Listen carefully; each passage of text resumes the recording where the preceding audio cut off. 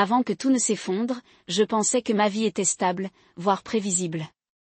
Mon mariage n'était pas rempli de passion ardente, mais il avait une structure, une routine et j'assumais un respect mutuel. Nous avons élevé nos enfants, construit une maison et partagé des décennies de souvenirs. Je n'aurais jamais imaginé que sous la surface de notre vie soigneusement conçue se cachaient des secrets qui couvaient depuis des années. Avec le recul, il y avait des signes subtils, facilement écartés, une hésitation dans sa voix, une absence de chaleur, la façon dont elle me regardait rarement dans les yeux lorsque nous discutions du passé. Mais je les ai ignorés. Pourquoi remettre en question ce qui semblait solide? Pourquoi chercher les problèmes alors que la vie avançait? Un jour à la fois.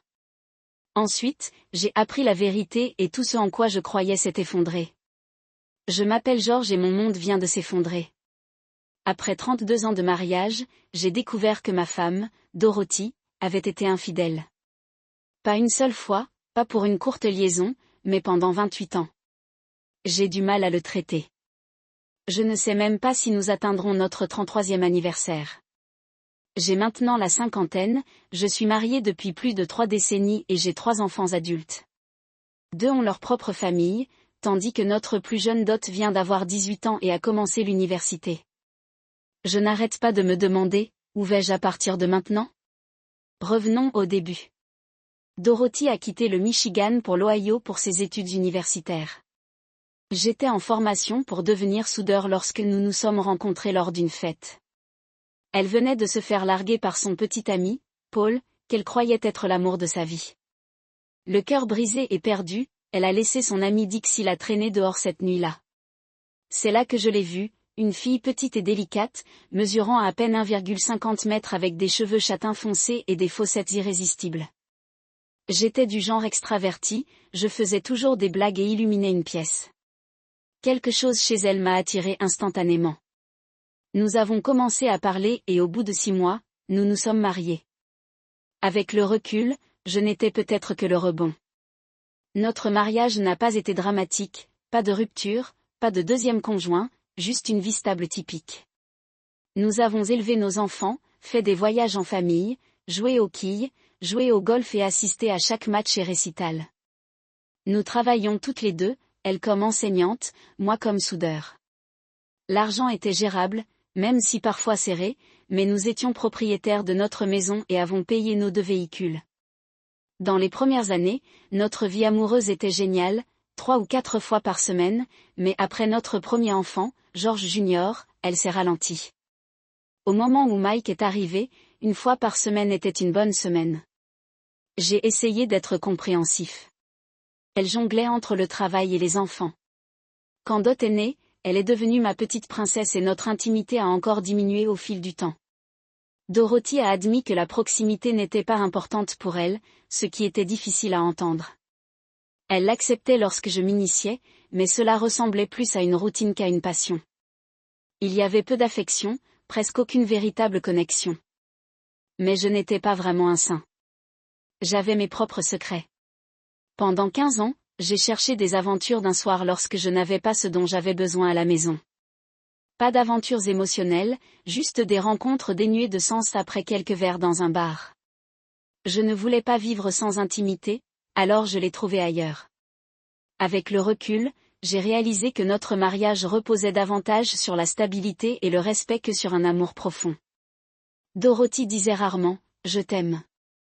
Peut-être que nous sommes restés ensemble pour des raisons de commodité ou pour les enfants. Et maintenant, me voici. Tout ce que je pensais savoir de ma vie a été bouleversé. J'étais dans le garage lorsque le téléphone a sonné à Dorothy et j'ai répondu. En même temps, c'était Dixie. Je l'ai entendu demander si Dorothy était prête pour le retour à la maison, mais je n'y ai pas beaucoup réfléchi, en supposant qu'elle le mentionnerait plus tard. Quand je suis entrée, elle était toujours au téléphone. Après avoir raccroché, elle a mentionné avec désinvolture qu'elle prévoyait d'assister à sa 35e réunion de lycée. Cela m'a pris au dépourvu. Elle ne m'en avait même pas parlé. Lorsque je lui ai fait remarquer, elle a rejeté mon inquiétude en disant que je n'étais jamais allée avec elle auparavant. Quelque chose dans sa réaction lui paraissait bizarre. Ce sentiment persistait, alors j'ai mis en place un système d'enregistrement sur notre téléphone, quelque chose que j'utilisais souvent pour les conflits de travail. Le lendemain, j'ai réécouté un appel entre Dorothy et Dixie.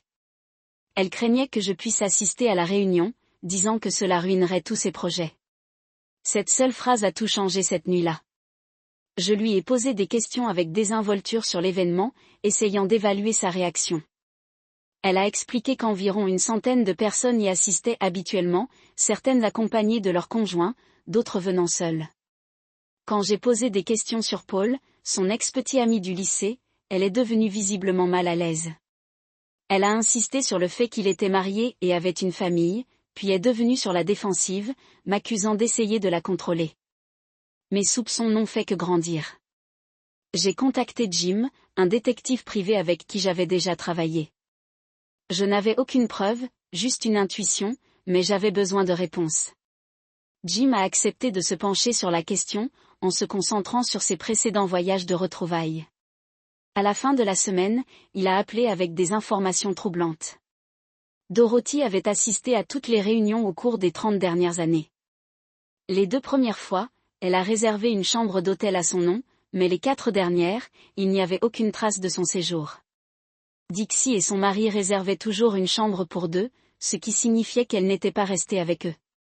Cependant, Paul avait également assisté à toutes les réunions. Les 2 premières fois où il a réservé une chambre simple, les 4 dernières fois, sa réservation était répertoriée sous M et Madame Paul Simon, mais il n'y avait aucune trace de la présence de sa femme. Il n'y avait pas encore de preuves solides, mais les pièces se mettaient en place. Au fond, je connaissais déjà la vérité. Quand je suis rentrée à la maison, Dorothy n'était pas encore là, alors j'ai décidé d'écouter les enregistrements. Ce que j'ai entendu a confirmé mes pires craintes. Dorothy a rappelé Dixie, inquiète à l'idée que je puisse assister à la réunion. Dixie la rassura en lui disant d'appeler Paul, qui comprendrait. Puis vint le véritable choc. Dorothy a fondu en larmes, admettant qu'elle aimait Paul et qu'elle l'avait toujours aimé. Elle considérait leur retrouvaille comme son moment privilégié avec lui et ne voulait pas le perdre. Dixie essaya de la calmer, lui rappelant qu'elle avait même eu des enfants avec Paul. Dorothy s'est excusée et a mis fin à l'appel. J'ai rejoué l'enregistrement encore et encore. Ai-je bien entendu? Avais-je élevé les enfants d'un autre homme pendant 32 ans sans savoir que mon esprit refusait de l'accepter? Peut-être que j'ai mal compris, peut-être qu'il y avait une autre explication, mais au fond, je connaissais la vérité. Je ne pouvais pas lui faire face. Pas encore. La rage m'a consumée. J'ai laissé un mot disant que je devais travailler dans une autre ville et que je reviendrais le lendemain. Je lui ai aussi dit que j'avais un travail important le jour de ces retrouvailles et que je ne pourrais donc pas y aller. J'avais besoin de temps pour réfléchir. Les souvenirs revinrent. Il y a des années, Dorothy avait emmené les enfants à une foire d'État où ils participaient à un programme ADN de sécurité des enfants. Je me souviens très bien de Dot courant vers moi avec enthousiasme pour m'annoncer qu'elle et ses frères étaient liés à cause de la prise de sang. À l'époque, j'en riais, mais maintenant, je n'en étais plus si sûre. Si ces enregistrements existaient toujours, ils pourraient confirmer ce que je soupçonnais déjà. J'ai programmé une visite dans une clinique de soins d'urgence, prétendant que j'avais besoin d'un test ADN avant d'envisager une vasectomie. Le médecin a fait les échantillons, mais on m'a dit qu'il faudrait une semaine pour obtenir les résultats. Entre-temps, j'ai joué en plaisantant sur l'utilisation de la protection, mais à l'intérieur, j'avais du mal à me retenir. Cette semaine s'est déroulée dans le flou, mais je savais déjà ce que diraient les résultats. Au lieu de m'effondrer, j'ai commencé à planifier. Le moment n'aurait pas pu être mieux choisi. Notre 33e anniversaire de mariage a eu lieu seulement 2 jours après les retrouvailles. J'ai décidé d'organiser ma propre surprise. Dorothy disait toujours que le buffet était parfait pour les réunions de famille. J'ai donc invité nos 3 enfants à nous rejoindre. J'ai appelé George Junior, aujourd'hui âgé de 29 ans et père de 3 enfants, pour lui dire que je voulais faire une surprise à sa mère pour notre anniversaire. J'ai proposé de couvrir l'hôtel pour qu'il puisse y amener sa femme et ses enfants. Il a adoré l'idée et a accepté de vérifier auprès de sa femme. Ensuite, j'ai appelé Mike, 24 ans, récemment marié et père d'un nouveau-né. Il était également à bord. Finalement, j'ai contacté Dot, maintenant âgée de 18 ans et étudiant à l'université dans le Michigan. Elle était ravie, insistant sur le fait qu'elle n'avait pas besoin d'un hôtel puisque son dortoir n'était qu'à quelques kilomètres de là. Je leur ai fait promettre à tous de garder le secret. Ils étaient ravis de surprendre leur mère. Ils ne savaient pas que la véritable surprise leur était destinée. Au fil des jours, j'ai vu mon mariage différemment. En regardant Dorothy, j'ai réalisé que nous n'avions jamais été vraiment amoureux. Cela a toujours été une question de commodité. Elle avait vécu sa vie et j'avais vécu la mienne. La différence, c'est que j'en étais aveugle. Au lieu de lui faire face, j'ai joué le rôle du mari dévoué. Je l'ai emmené dîner, je me suis habillée et j'ai agi plus affectueusement que je ne l'avais fait depuis des années. Elle semblait méfiante, me demandant ce qui m'avait pris. Je lui ai dit que je voulais juste que le reste de nos années ensemble se passe bien. Elle n'a pas posé de questions supplémentaires, mais je pouvais dire qu'elle n'était pas convaincue.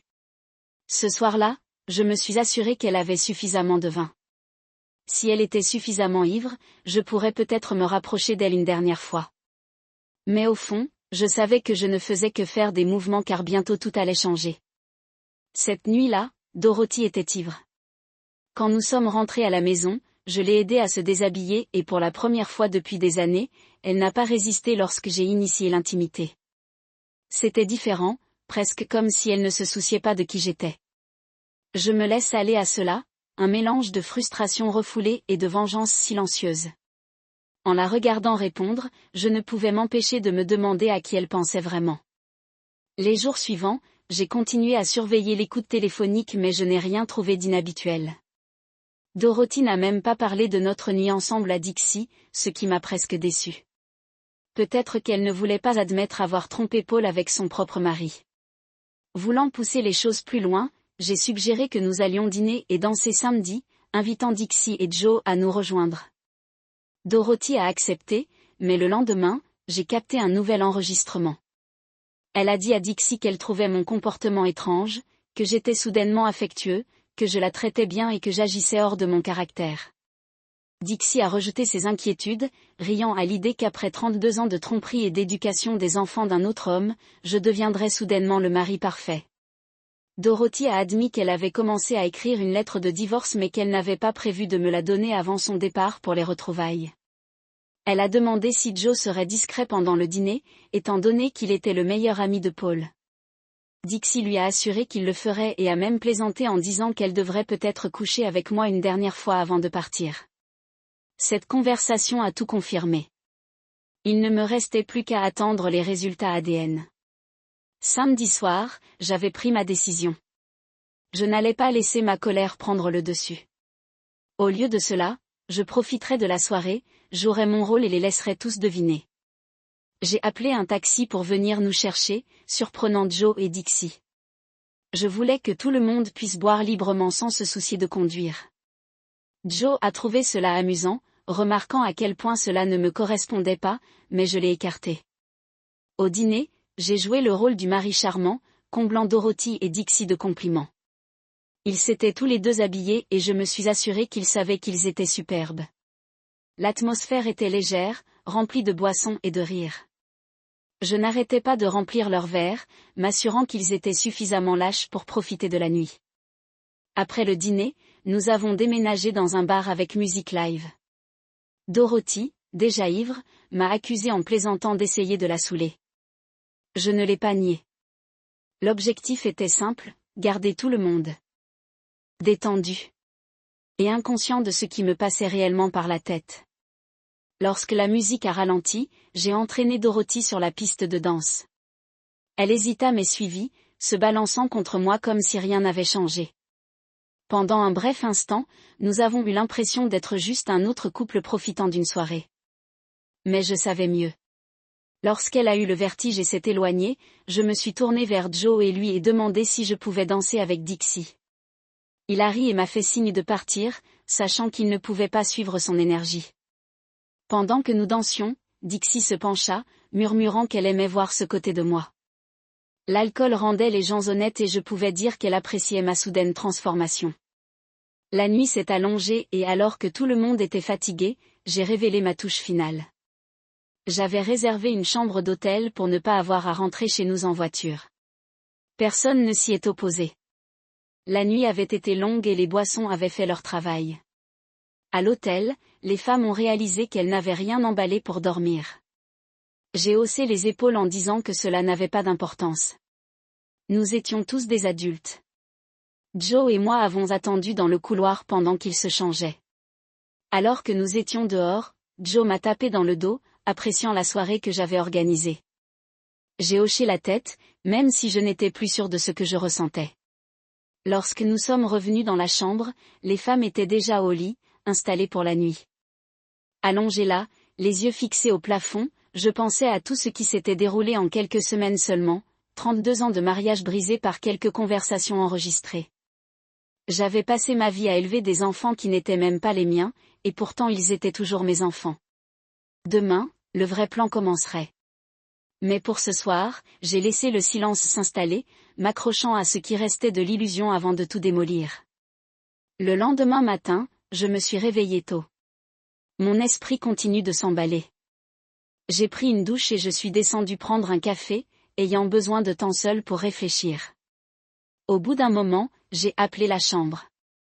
Dorothy a répondu groggy mais alerte, quand elle a réalisé que je n'étais pas là. Je l'ai rassurée en lui disant que j'étais juste au restaurant en train de prendre un café et que je n'avais pas voulu les réveiller. Elle expira de soulagement, disant qu'il serait bientôt à terre. Il était presque temps de mettre fin à la mascarade. La semaine suivante s'est déroulée tranquillement, mais j'ai continué à surveiller les conversations de Dorothy. Elle et Dixie ont parlé de notre soirée, mais ont évité les détails. Puis, un jour, j'ai entendu quelque chose qui a tout changé.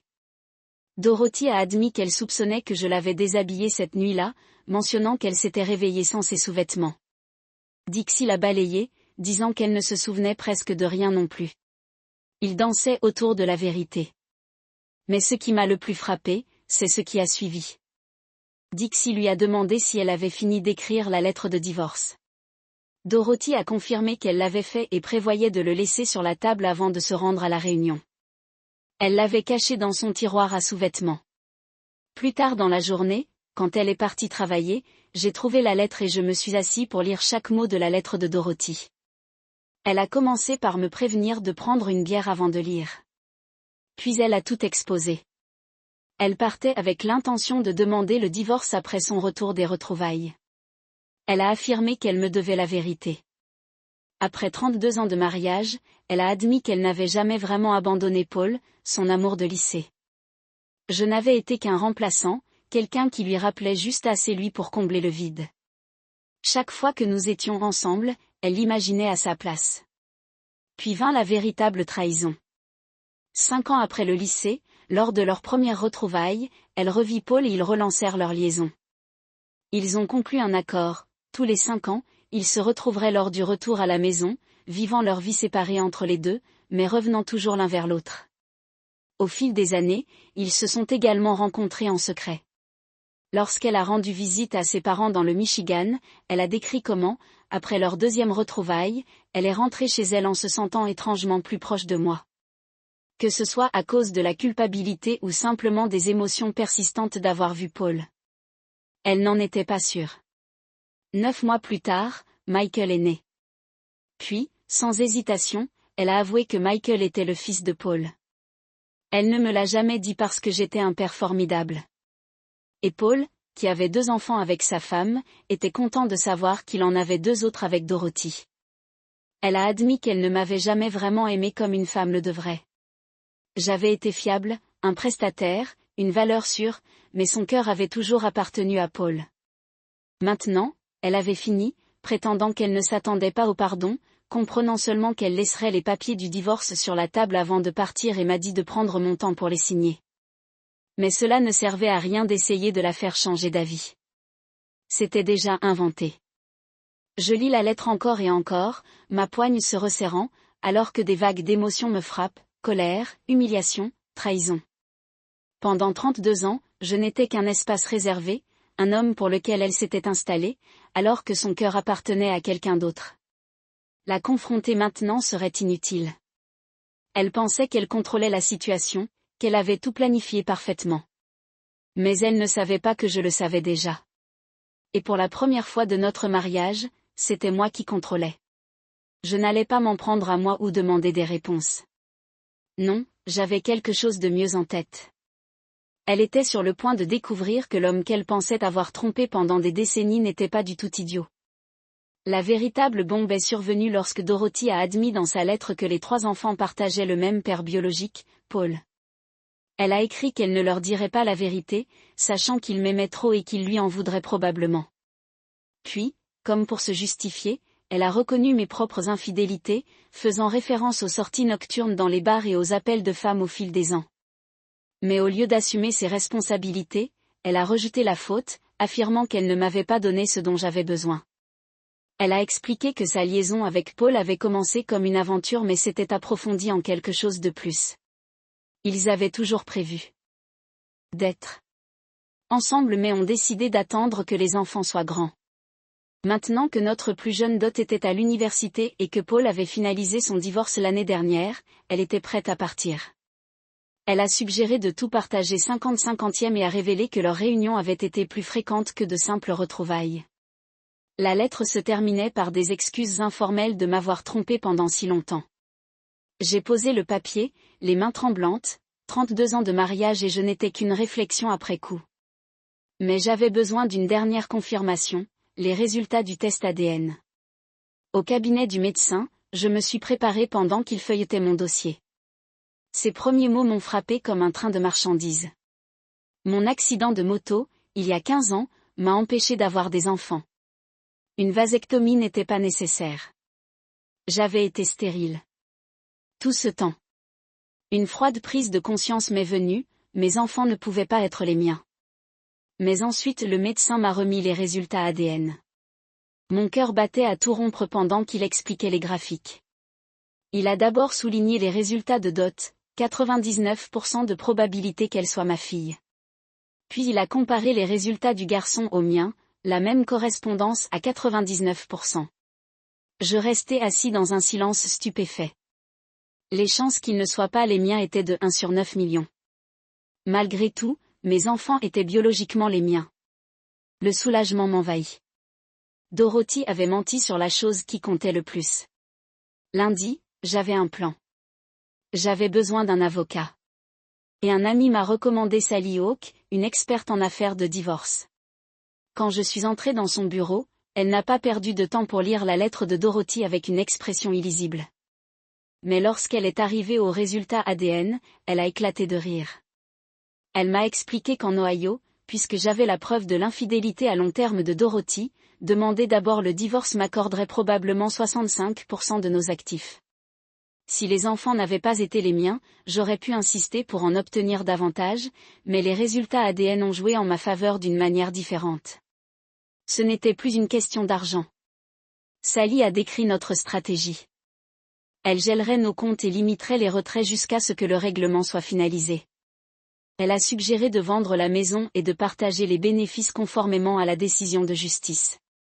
La retraite de Dorothy resterait la sienne et la mienne resterait la mienne.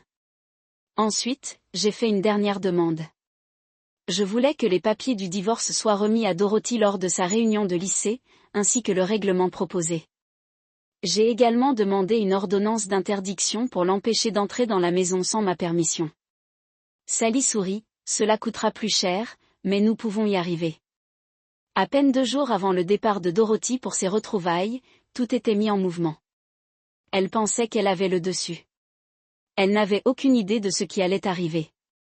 Avant les retrouvailles, j'ai confirmé à mes enfants qu'ils venaient toujours.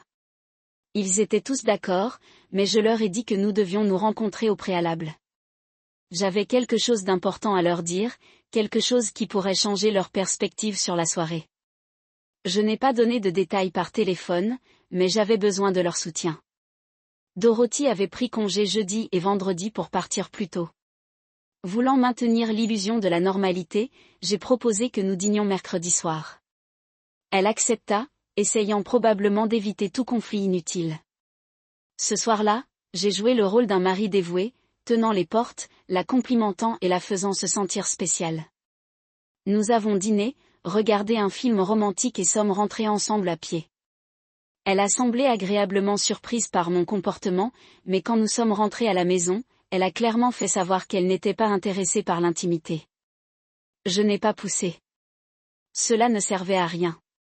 Allongée à côté d'elle pour la dernière fois en tant que mari et femme, j'ai réalisé que je ne ressentais aucune colère, juste une acceptation tranquille. Le lendemain matin, je suis partie travailler sans la réveiller.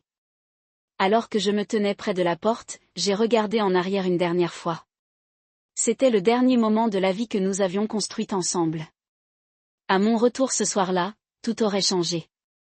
M'attendant à trouver une lettre de divorce qui m'attendait, j'ai été surprise de constater qu'il n'y avait rien.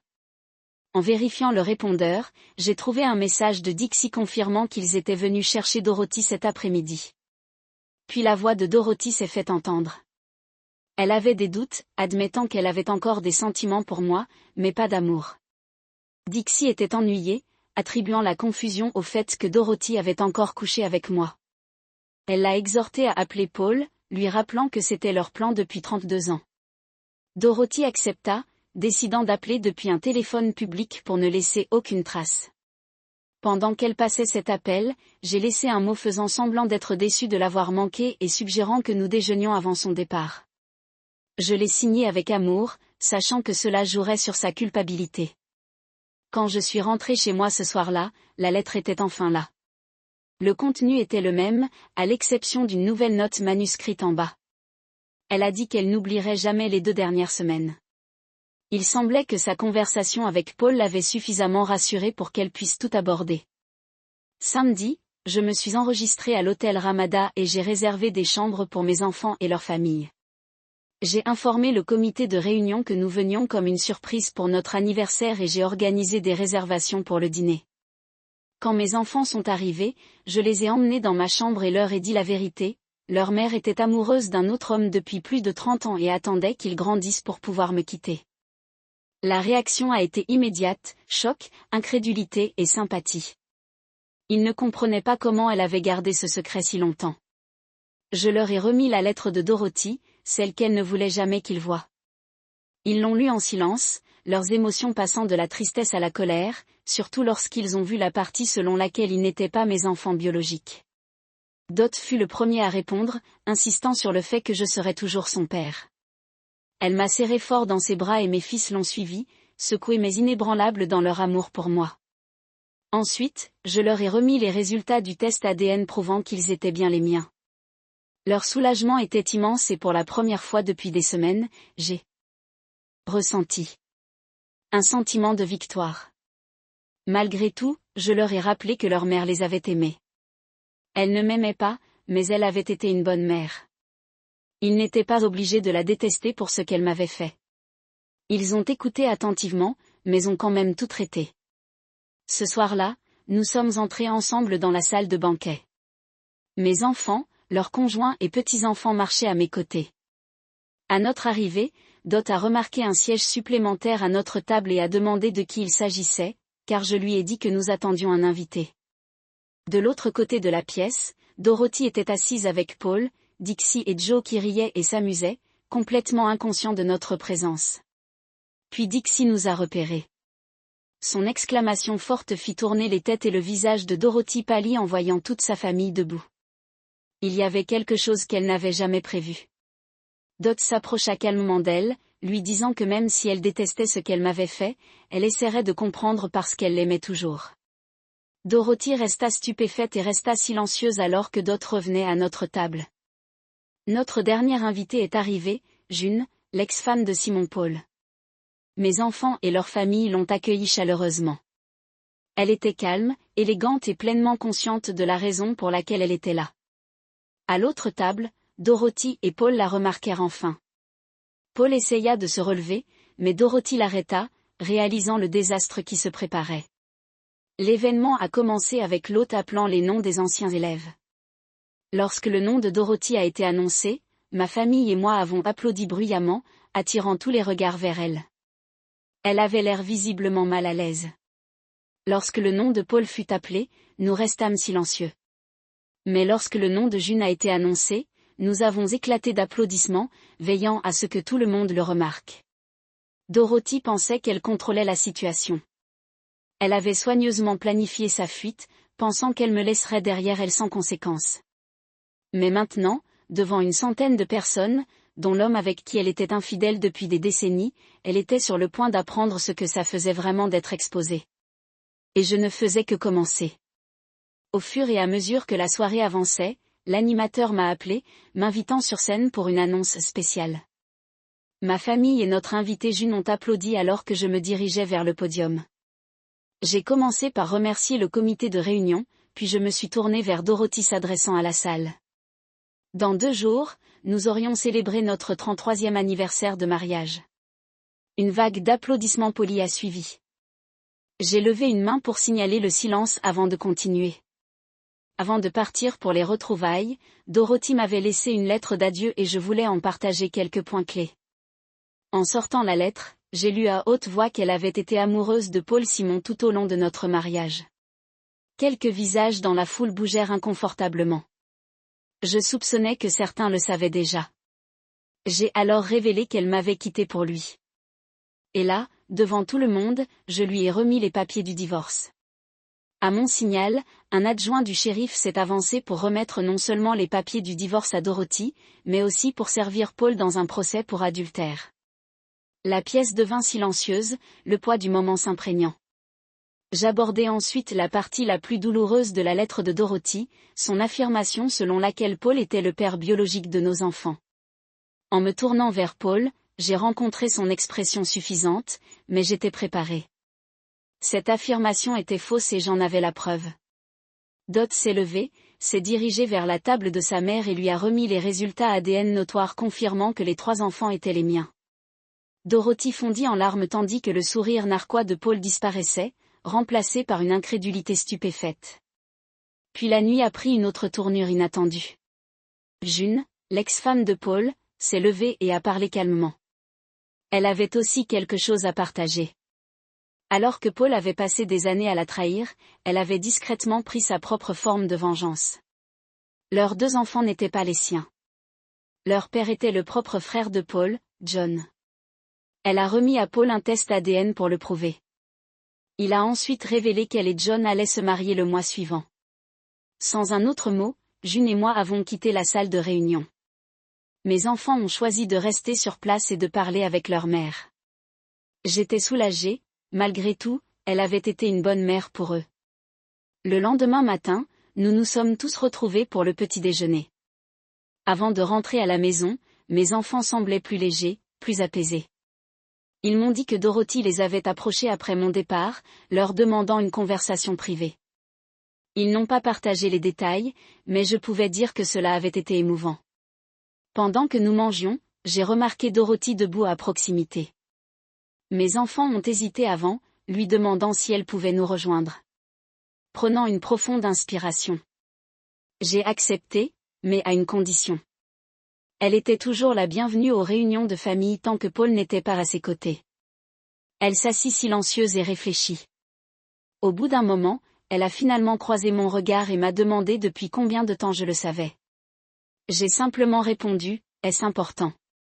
Alors que je me préparais à partir, j'ai serré mes enfants dans mes bras et j'ai jeté un coup d'œil à Dorothy, qui pleurait en silence.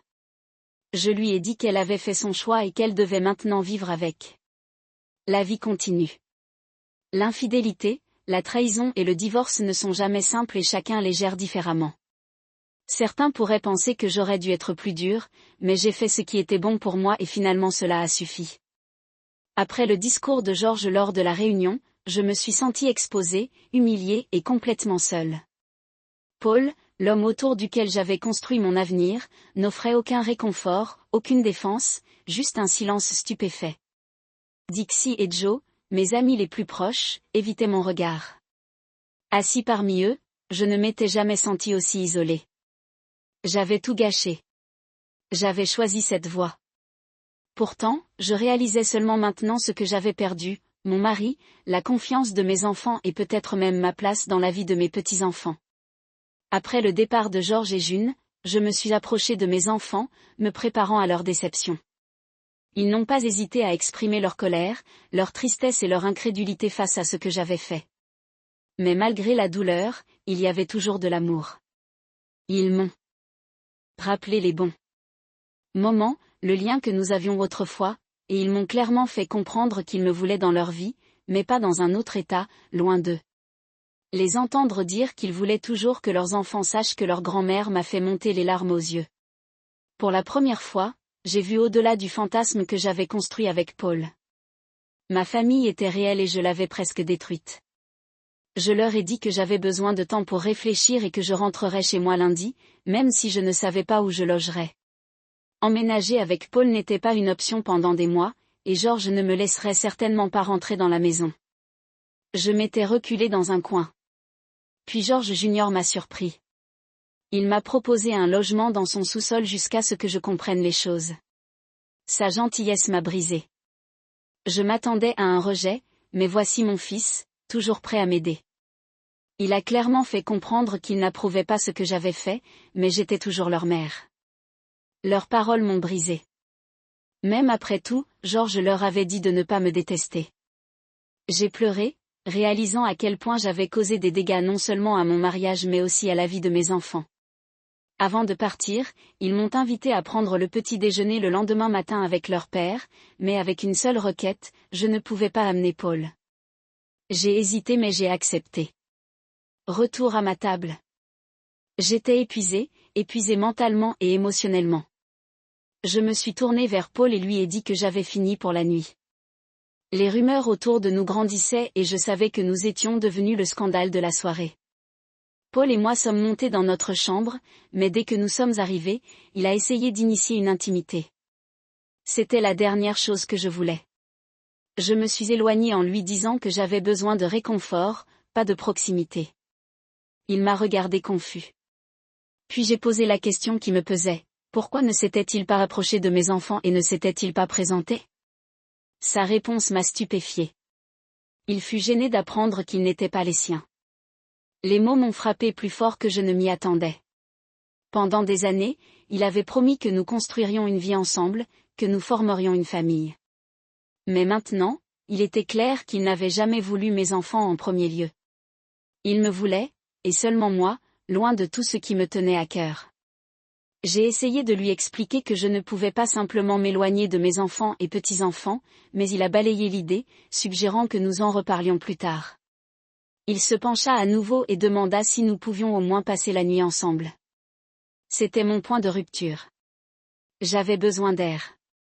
Sans un autre mot. J'ai attrapé mon manteau et j'ai quitté la pièce, descendant les escaliers jusqu'à ce que je trouve une cabine tranquille dans le salon. J'ai commandé un verre, dans l'espoir de me vider les idées.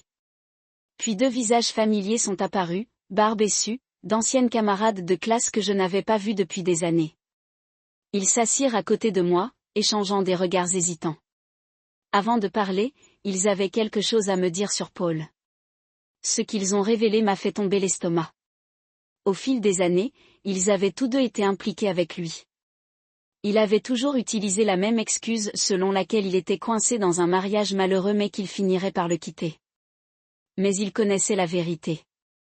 Paul n'avait jamais eu l'intention de s'installer. Il ne voulait qu'un plaisir temporaire, sans engagement. Ils avaient supposé que ma relation avec lui n'était qu'une aventure, rien de grave. S'ils avaient su à quel point mes sentiments étaient profonds, ils ont admis qu'ils m'auraient prévenu plus tôt. Puis Barbe m'a regardé avec une véritable inquiétude et a dit quelque chose qui m'a profondément secouée. Paul avait fréquenté la plupart des femmes divorcées de notre classe et certaines des femmes mariées. Je me sentais malade. Mes mains tremblaient alors que je serrais mon verre. Barbe a continué à me dire que même si elle ne savait pas grand-chose de Georges, elle savait une chose, la famille comptait. Et une fois qu'une femme atteint un certain âge, rien n'est plus important. Si je restais avec Paul, cela devrait être pour moi, non pas parce que je m'accrochais à une illusion, mais si je laissais partir ma famille, je le regretterais pour le reste de ma vie. Leur honnêteté m'a forcé à poser la seule question que j'avais eu peur de considérer. J'ai pris une profonde inspiration et leur ai demandé directement, Dixie était-elle l'une des femmes mariées avec qui Paul avait couché? Ils échangèrent des regards nerveux avant de le confirmer. Mon estomac s'est retourné, puis ils ont hésité à nouveau, comme s'il y avait autre chose. C'est alors qu'ils m'ont dit quelque chose d'encore pire. Des rumeurs couraient depuis des années à mon sujet, et Paul murmurait que nous avions échangé nos partenaires avec Dixie et Joe. J'étais horrifiée. Je n'avais jamais été avec Joe, mais d'après les rumeurs, il s'en était vanté. Mon esprit chancelait en essayant de comprendre à quel point cette trahison était profonde. Puis vint le coup final. Joe aurait donné des détails. Il ne pouvait savoir que s'il m'avait réellement vu déshabillée. Je me suis figée, la pièce a tourné. Barb et Sue m'ont assuré qu'elle savait que c'était un mensonge, mais que le mal était fait.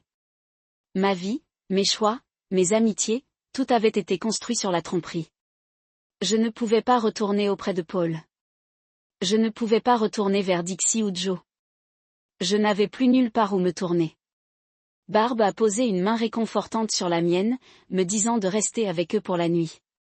Sue m'a même proposé de récupérer mes affaires dans la chambre de Paul. J'ai hoché la tête, à peine capable de parler. À son retour, elle avait l'air secouée. Paul était en colère, mais il lui avait donné mes affaires sans se battre. J'ai sorti mon téléphone, les mains encore tremblantes, et j'ai composé le numéro de Mike. Lorsqu'il répondit, je sentis une boule se former dans ma gorge. J'ai demandé si je pouvais rentrer à la maison avec lui demain. Sa réponse fut immédiate, bien sûr que je pourrais. Les larmes coulaient sur mon visage tandis que je lui murmurais combien je l'aimais. Et pour la première fois depuis longtemps, j'ai réalisé que l'amour avait toujours été devant moi. Après avoir passé la nuit dans la chambre de Barb et Sue, je me suis réveillée épuisée, l'esprit assombri par tout ce qui s'était passé. Depuis des années.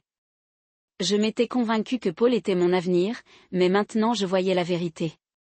J'avais presque jeté toute ma famille pour un homme qui n'avait jamais été celui que je pensais qu'il était. Au petit déjeuner avec mes enfants. J'ai ressenti un sentiment de réconfort rien qu'en étant près d'eux. George était là aussi, restant silencieux mais se retenant clairement. Après 32 ans de mariage, j'ai réalisé que je ne l'avais jamais vraiment compris. Avant de partir, il m'a simplement souhaité bonne chance dans ma nouvelle vie. Les mots ont frappé plus fort que prévu. Demain aurait été notre anniversaire, malgré tout, je sentais le poids de ce que j'avais perdu. Après le petit déjeuner, j'ai emballé mes affaires et remercié Barb et Sue pour leur honnêteté. Leurs paroles m'avaient apporté de la clarté, quelque chose dont j'avais désespérément besoin. Quand je suis allée voir Paul, il était irrité, debout en sous-vêtements alors qu'il m'accusait d'avoir gâché ce qui était censé être notre week-end. Il a ignoré tout ce qui s'était passé lors de la réunion, agissant comme si rien n'avait changé. Je lui ai dit que je partais avec Mike et que nous parlerions plus tard. Lorsque je me suis penchée pour lui dire au revoir, il m'a attrapée de manière inappropriée, me faisant clairement savoir où étaient encore ses priorités. Puis il m'a demandé pourquoi je ne partais pas avec Joe et Dixie. Je lui ai dit que j'avais commencé à douter de mon amitié avec Dixie après avoir appris qu'il avait couché avec elle. Il ne l'a pas nié, qualifiant simplement cela d'erreur datant d'il y a des années, ce qui montrait clairement que cela s'était produit plus d'une fois. Je n'ai pas discuté.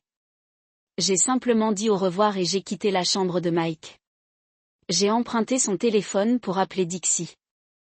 Je lui ai dit que je rentrais à la maison avec mon fils et que je lui parlerais plus tard. Elle parut surprise par mon ton mais n'insista pas pour obtenir des détails. Une fois rentrée à la maison, j'ai appelé George pour organiser la récupération de mes affaires. J'ai mentionné que le partage des actifs de 6535 semblait injuste étant donné que nous avions tout construit ensemble, mais j'étais prêt à l'accepter pour avancer. Il m'a dit de venir avec George Jr. et que si j'acceptais les conditions, je devrais contacter son avocate, Sally Hawke. Il a clairement indiqué qu'il souhaitait un minimum de contact et qu'il ne serait pas à la maison à mon arrivée, sachant que je ne pourrais pas rester indéfiniment avec mon fils. J'ai contacté un agent immobilier et j'ai trouvé un appartement à proximité de mon travail et de mes enfants. Ce serait prêt dans quelques semaines. J'ai également contacté Sally pour entamer la procédure de divorce, dont elle m'a assuré qu'elle serait finalisée rapidement puisqu'aucun de nous n'avait prévu de la contester. Quelques jours plus tard, George m'a appelé, surpris d'apprendre que je n'avais pas l'intention de déménager dans le Michigan après le divorce. Je lui ai dit que je voulais m'expliquer en personne. Il a accepté à contre-cœur de me rencontrer chez George Junior mais m'a rappelé que rien ne changerait. Le divorce était en train de se produire. Quand il est arrivé, nous nous sommes assis dans le salon. Je lui ai dit que je ne reverrais plus jamais Paul et j'ai admis que j'avais commis une terrible erreur. Pendant des années, j'ai cru que Paul était l'amour de ma vie. Mais j'ai enfin vu la vérité. Notre relation n'avait jamais été une question d'amour, juste de passion et du frisson du secret. Dès l'instant où j'ai parlé de famille, Paul n'a montré aucun intérêt. Tout ce qu'il m'avait dit avait juste assez pour me garder accro. Si Paul et moi nous étions vraiment aimés, nous aurions quitté notre conjoint il y a des années. La seule raison pour laquelle je pensais que nous serions ensemble maintenant était que Paul avait divorcé l'année dernière. Mais j'avais appris lors des retrouvailles que sa femme l'avait quitté, et non l'inverse. George a écouté sans interruption, puis m'a demandé pourquoi je lui disais cela.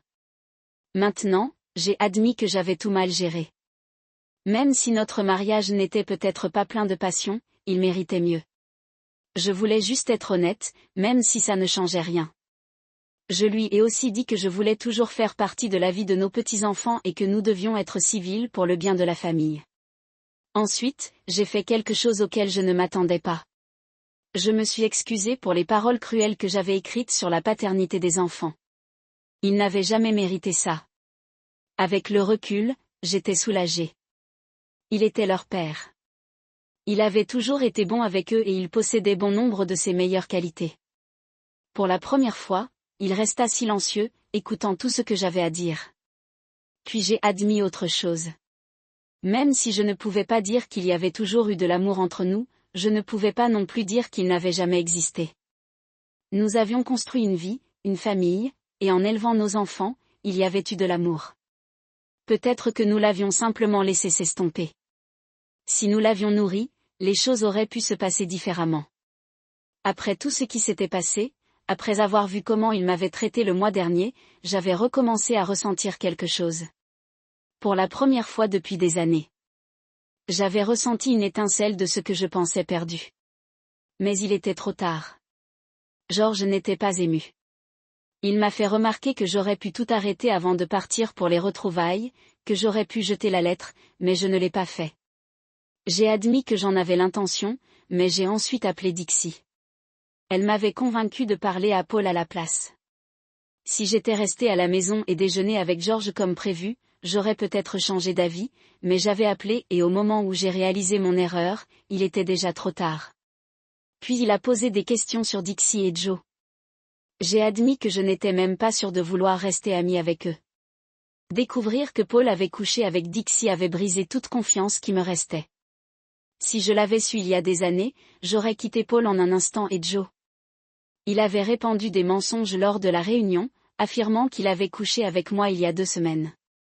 Je n'avais aucune idée de la raison pour laquelle il disait cela, mais d'une manière ou d'une autre, il connaissait un détail personnel sur mon corps qu'il n'avait pu apprendre que de Dixie.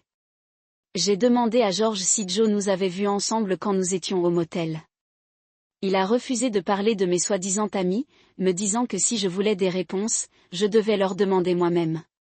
Mais avant de partir, il révéla une dernière vérité. Il savait depuis des années que Dixie dormait. Il ne me l'avait jamais dit parce qu'il pensait que je l'avais découvert par moi-même. Puis il m'a dit quelque chose qui m'a profondément secoué. Dixie l'avait appelé après les retrouvailles. Elle voulait le voir. Il l'avait immédiatement fermé, lui disant qu'elle était en partie la raison pour laquelle notre mariage s'était effondré et qu'il n'avait aucun intérêt à lui reparler. C'est à ce moment-là que j'ai pris conscience de toute l'étendue de mes erreurs. Paul ne m'avait jamais vraiment aimé. Dixie n'avait jamais été mon ami. J'avais été aveugle, poursuivant une illusion, alors que les gens que j'avais trahis étaient ceux qui s'en souciaient le plus. Et maintenant, je devais vivre avec. George m'a informé qu'il vendait la maison et la plupart des meubles, partageant l'argent comme convenu.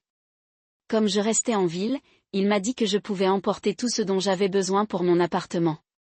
Il m'a également suggéré d'apporter les affaires de dot, mentionnant qu'elle préférerait peut-être vivre avec moi lorsqu'elle n'était pas à l'université.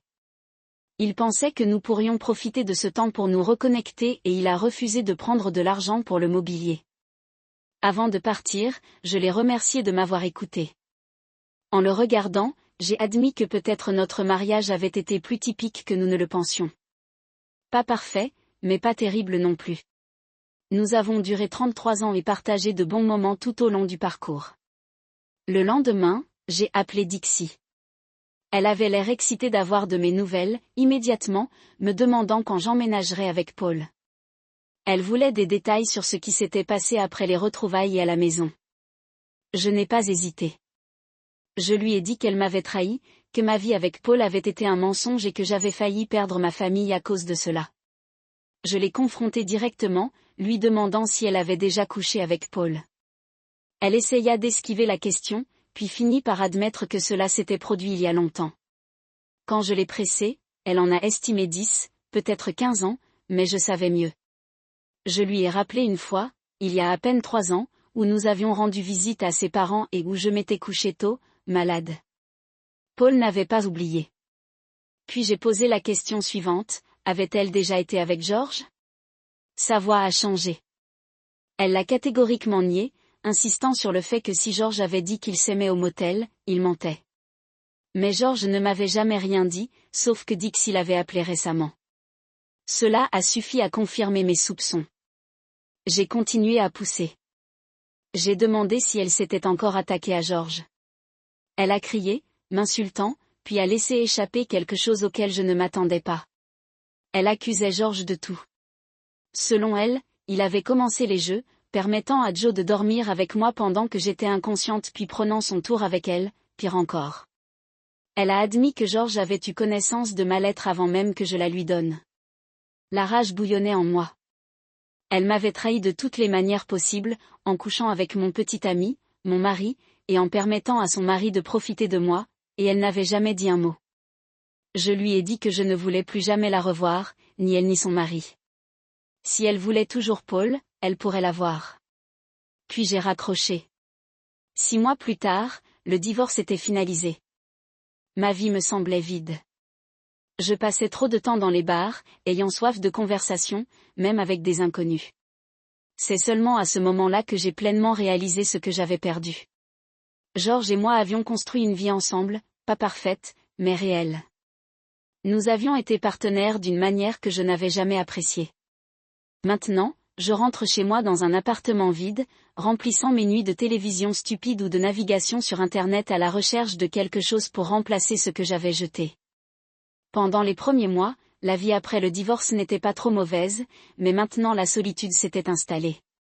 Dans la cinquantaine, je me suis retrouvée à passer des nuits seule à essayer de combler le vide. J'ai eu des rendez-vous, mais la plupart des femmes, comme moi, cherchaient simplement de la compagnie ou quelqu'un pour prendre soin d'elles. Beaucoup de ces rencontres n'ont abouti qu'à une intimité, ce qui ne me dérangeait pas. Je ne cherchais pas d'engagement. Le mariage était la dernière chose qui me préoccupait. J'évitais les femmes mariées. Après ce qui m'est arrivé, je n'avais aucun intérêt à être la raison pour laquelle la relation de quelqu'un d'autre s'était effondrée, même s'il cherchait simplement une évasion. Au lieu de cela, je me suis lancée dans le travail, acceptant davantage de travaux de soudage. L'argent était bon, mais la stabilité financière n'était pas le problème. Peu importe combien j'essayais d'avancer, Dorothy me manquait. Même si je détestais l'admettre, je me retrouvais souvent à penser à elle. Elle avait triché pendant 28 ans et pourtant nous avions partagé une vie. Nous avions élevé nos enfants ensemble, fait des voyages en famille et ri en regardant leurs matchs. Dans ces moments-là, nous étions heureux, même si tout le reste était construit sur des mensonges. Maintenant, la seule chose qui m'apportait vraiment de la joie était de passer du temps avec mes enfants et mes petits-enfants. Mais à chaque fois que je leur rendais visite, Dorothy était là. Nous avons gardé nos conversations polies, évitant le passé. Le simple fait de la voir assise en face de moi m'a fait penser que je la détestais pour ce qu'elle avait fait. Mais je ne pouvais pas ignorer mon propre passé. J'ai eu ma juste part d'affaires, au moins 20 dont je me souvenais. Dorothy était au courant. Elle aurait pu me quitter à tout moment, mais elle ne l'a pas fait, peut-être parce qu'elle savait qu'elle n'allait pas mieux avec sa longue liaison avec Paul. Certains soirs, sa cuisine me manquait plus que tout. Après 33 ans ensemble, elle savait exactement ce que j'aimais et comment je l'aimais. Au lieu de cela, j'étais coincée avec une pizza surgelée. J'ai pensé rendre visite aux enfants ce week-end, en leur suggérant peut-être un barbecue. Si je proposais d'apporter des boissons, Dorothy s'occuperait peut-être de la nourriture. Avant que je puisse appeler ma fille, Dot m'a appelé en premier. Elle rentrait à la maison pour le week-end et voulait juste s'enregistrer. Je lui ai dit qu'elle me manquait et lui ai suggéré d'appeler Junior pour organiser un barbecue sans perdre une miette. Elle m'a demandé si la cuisine de sa mère me manquait. Je l'ai nié, mais elle a vu clair en moi. Elle a ri, disant que cela lui manquait aussi et qu'elle veillerait à ce que Dorothy vienne. Puis elle a laissé échapper quelque chose. Chaque fois que je planifiais une visite, Dorothy s'assurait qu'elle était invitée. Do croyait que sa mère m'aimait toujours mais qu'elle était piégée dans le désordre qu'elle avait créé. Elles ne sortaient pas ensemble, avaient refusé plusieurs hommes et avaient coupé tout contact avec Dixie. Dot ne connaissait pas tous les détails mais elle savait que cela avait à voir avec Paul. Elle a changé de sujet et m'a demandé ce que je voulais que sa mère cuisine. Avant que je puisse répondre, elle m'a prévenu qu'il était impossible que le rôti de porc soit au menu d'un barbecue. Nous avons opté pour les célèbres ailes de poulet et la cocotte de pommes de terre de Dorothy.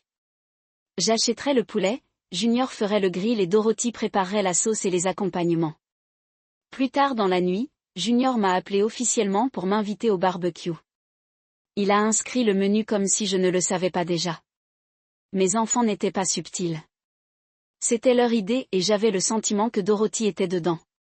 Dimanche est arrivé et je suis arrivée avec de la bière, des boissons et des collations. Dès que je suis entrée, j'ai été accueillie par les câlins de mes petits-enfants et les baisers de mes belles-filles. Puis Dot s'est approchée en souriant et a murmuré que Dorothy était déjà là. Je me suis retournée et elle était là, vêtue d'une robe d'été jaune, en train d'appliquer de la sauce barbecue sur le poulet, comme elle l'avait toujours fait. Je me suis approchée d'elle et j'ai complimenté l'odeur. Elle a souri, disant qu'elle l'avait préparé exactement comme je l'aimais. Pendant un bref instant, les choses semblaient normales. Elle parla du travail, se plaignit de ses élèves, puis s'excusa pour vérifier la cocotte. Avant que je puisse tout comprendre, mon fils, Mike, m'a pris à part. Il avait quelque chose de sérieux à discuter. Dot lui avait dit que Dixie et Joe s'étaient séparés et maintenant Joe avait commencé à harceler Dorothy. Il ne faisait pas que l'appeler, il essayait de l'humilier. Mike était furieux, disant qu'il ne laisserait pas cela arriver. J'ai adoré la façon dont mes enfants ont défendu leur mère, mais ce n'était pas leur combat. Je lui ai dit de rester en dehors de ça. Il avait une famille sur laquelle se concentrer. Je m'occuperai de Joe moi-même. Le barbecue a été un succès et j'ai remercié Junior de m'avoir invité. Il a ri en me disant de remercier Dorothy, puisqu'elle avait préparé la majeure partie du repas. Je lui ai jeté un coup d'œil, reconnaissant ses talents en cuisine. Elle a répondu avec désinvolture, mais quelque chose dans la façon dont elle avait dit à tout moment m'est resté à l'esprit. Le pensait-elle ou était-ce juste une habitude? De retour à la maison, mes pensées se tournèrent vers Joe. Il était devenu un problème, harcelant Dorothy et interférant avec ma famille. Cela devait cesser. Lundi, je savais où le trouver, dans un bar local. Effectivement, il était là, assis au comptoir. Quand il m'a vu, son expression a changé et je pouvais dire qu'il était inquiet. J'ai clairement fait comprendre que nous allions avoir une conversation, que cela lui plaise ou non. À contre-cœur, il m'a suivi jusqu'à un stand. J'ai demandé pourquoi il appelait Dorothy et il a rejeté la réponse, disant qu'elle était célibataire et libre de faire ce qu'elle voulait. Je laisse le silence s'éterniser, regardant ses nerfs prendre le dessus sur lui. Avant de reprendre la parole, je lui ai dit franchement, j'avais commis une erreur en lui permettant de profiter d'elle dans le passé, et cela ne se reproduirait plus. Il devait s'excuser et ne plus jamais la contacter. S'il le faisait, il y aurait des conséquences. Joe, réalisant que je ne bluffais pas, a rapidement accepté. J'ai ajouté une dernière exigence, il devait transmettre le même message à Paul. Ce n'était pas une menace. C'était une garantie. Si l'un d'eux la dérangeait à nouveau, il n'y aurait pas d'autre avertissement, a promis Joe et je suis partie. Jeudi, j'étais de retour au travail quand tout a changé. Une explosion. La prochaine chose que j'ai su, c'est que je me suis réveillée dans un lit d'hôpital. Ma belle-sœur, Lisa, était assise à côté de moi, le soulagement inondant son visage alors qu'elle appelait les autres. J'étais désorienté, incertain de ce qui s'était passé. Lisa m'a expliqué que j'étais inconsciente depuis jeudi. C'était maintenant dimanche. Ma famille s'était relayée pour veiller sur moi, à l'exception d'une personne, Dorothy. Je ne savais pas pourquoi ce détail m'avait marqué, mais avant que je puisse l'assimiler, elle marchait les larmes aux yeux. Lisa se corrigea, Dorothy n'était pas partie. Elle était là tout le temps, dormant sur la chaise à côté de mon lit. Lorsque la famille l'a forcée à rentrer chez elle et à faire le ménage, elle est revenue au bout d'une heure. Elle avait même pris un congé pour rester avec moi. Je ne savais pas trop comment me sentir, mais alors qu'elle me serrait dans ses bras et murmurait « Bienvenue, George. Tu nous as tous manqué », je me suis retrouvée sans voix. Le reste de ma famille a rapidement afflué dans la pièce, pleurant, se serrant dans ses bras, m'envahissant d'émotions. Puis Dot m'a serré dans ses bras, me disant qu'ils m'aimaient tous comme elle l'avait dit. Ils ont tous clairement indiqué qu'elle parlait aussi de Dorothy. Le médecin est arrivé et a demandé à tout le monde de partir. Dorothée a refusé. Lorsqu'il lui a dit de s'asseoir tranquillement, elle n'a pas hésité. Elle restait. Après une évaluation, le médecin a dit que j'avais de la chance, pas d'hémorragie interne, juste une commotion cérébrale. Je pouvais sortir le lendemain, mais j'avais besoin de quelqu'un avec moi pendant quelques jours. Cela a immédiatement suscité une inquiétude. Qui s'occuperait de moi ? Dorothy a répondu sans hésitation qu'elle me ramènerait à la maison et s'occuperait de moi. Elle avait déjà pris des dispositions pour s'absenter du travail. J'ai commencé à m'y opposer, mais avant que je puisse le faire, toute ma famille m'a fait taire à l'unisson. La décision était prise. Plus tard, pendant que les infirmières me donnaient des médicaments, Junior m'a raconté ce qui s'était passé au travail. Ben, mon assistant, avait appelé les urgences lorsque l'explosion s'était produite et s'occupait des choses en mon absence. Mais c'était Dorothy qui avait pris le contrôle, contactant mon bureau, s'assurant que tout était en ordre et que Ben avait ce dont il avait besoin. Junior m'a regardé et a dit qu'il savait qu'elle m'avait blessé, mais personne ne doutait qu'elle m'aimait toujours. Il n'essayait pas de me faire changer d'avis, il me faisait simplement savoir ce que tout le monde pouvait déjà voir. Au fur et à mesure que la nuit avançait, je m'endormais et sortais du sommeil. Chaque fois que j'ouvrais les yeux, Dorothy était toujours là, assise sur cette chaise, à me surveiller. À un moment donné, je lui ai demandé pourquoi elle n'était pas rentrée chez elle. Elle a simplement dit, « Demain, nous rentrons ensemble à la maison, George. » Je n'ai pas discuté, j'ai juste fermé les yeux et laissé le sommeil m'emporter. Le lendemain matin, Junior et Mike sont arrivés pour m'aider à emballer mes affaires pendant que Dorothy s'occupait de mes papiers de sortie. Le médecin, lui, a donné toutes les instructions dont elle avait besoin, et comme ça, je rentrais chez elle avec elle. Mes fils m'ont aidé à m'installer dans l'appartement de Dorothy, un endroit où je n'étais jamais allé auparavant. En regardant autour de moi, j'ai remarqué beaucoup de meubles familiers, nos vieilles pièces, et même ma chaise préférée. C'était étrangement confortable. Junior m'a aidé à m'asseoir et a promis de m'enregistrer. Plus tard, Dorothy est apparue et m'a demandé si je voulais quelque chose à manger.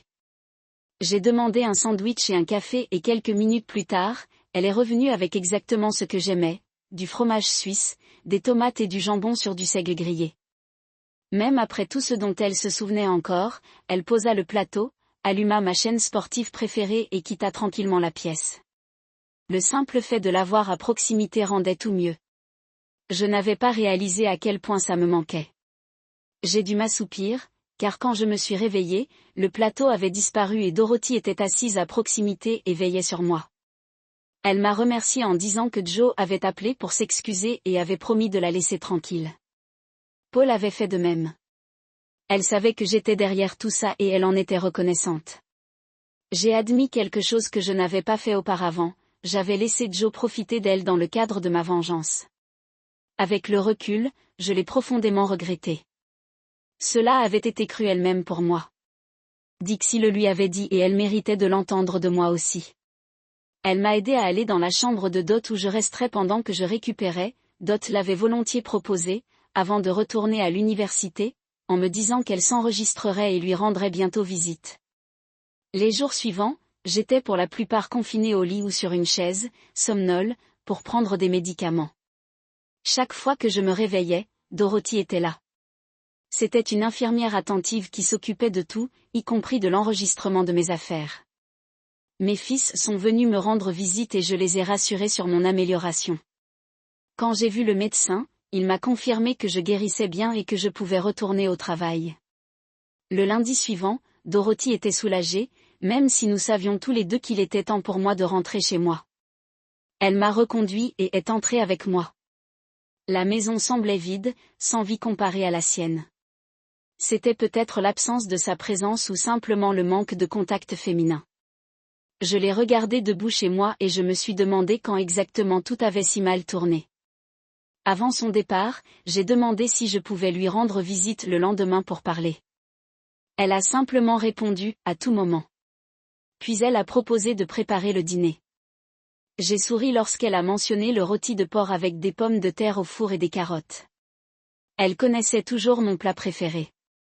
Le lendemain soir, je suis allée chez elle et le dîner était aussi parfait que dans mes souvenirs. Nous avons passé des heures à discuter, mais cette fois, il n'y avait pas de ressentiment, juste deux personnes qui se reconnectaient. Je lui ai dit que je voulais recommencer à la revoir, mais lentement. Nous avions désormais des vies séparées, des maisons séparées et je ne voulais rien précipiter. Elle a accepté. Bientôt, je lui rendais visite presque tous les jours. Nous ne faisions pas que raviver quelque chose, nous apprenions vraiment à nous connaître à nouveau. Le passé ne nous définissait plus et pour la première fois depuis des décennies, nous ne nous prenions pas pour acquis pour nos enfants et nos amis. Nous étions à nouveau un couple.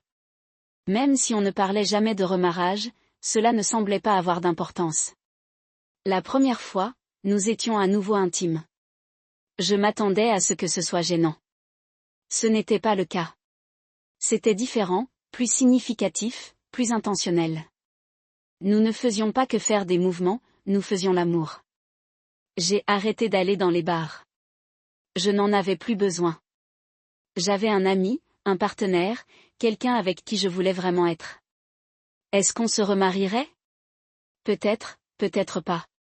Pour l'instant, nous profitions simplement de chaque jour au fur et à mesure qu'il arrivait. C'est peut-être ce que le médecin voulait dire lorsqu'il a dit que j'avais eu une seconde chance dans la vie et que cette fois, je n'allais pas la gâcher.